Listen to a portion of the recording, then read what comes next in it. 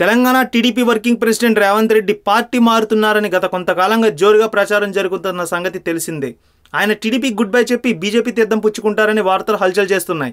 ఈ నేపథ్యంలో గత కొద్ది రోజుల క్రితం రేవంత్ రెడ్డి దీనిపై క్లారిటీ ఇచ్చినా ఊహాగానాలు మాత్రం వినిపిస్తూనే ఉన్నాయి. ఈ క్రమంలో పార్టీ మారడంపై మరోసారి రేవంత్ రెడ్డి ఫుల్ క్లారిటీ ఇచ్చారు.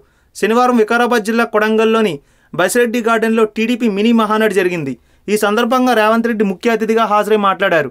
నేను టీడీపీలోనే ఉంటా, వచ్చే ఎన్నికల్లో పార్టీని గెలిపిస్తా, సీఎంను దించే సత్తా టీడీపీకే ఉందని స్పష్టం చేశారు. తాను టీడీపీని వదిలిపెట్టే ప్రసక్తే లేదని, తాను పార్టీ మారుతున్నానని సీఎం కేసీఆర్ దుష్ప్రచారం చేస్తున్నారని ఆయన ఆరోపించారు. సీఎం కేసీఆర్ బంధువు ఒకరు కరీంనగర్ నడిబొడ్డున పేకాట క్లబ్ను కొనసాగిస్తున్నారని, డిప్యూటీ సీఎం మహమ్మద్ అలీ వియ్యంకుడు గుట్కా వ్యాపారాన్ని చేస్తున్నాడన్నారు.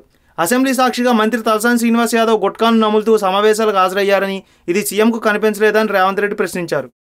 ఈ వీడియో మీకు నచ్చినట్లయితే లైక్ చేయండి, షేర్ చేయండి. మరిన్ని అప్డేట్స్ కోసం మా జనహితం టీవీని సబ్స్క్రైబ్ చేయడం మాత్రం మర్చిపోకండి.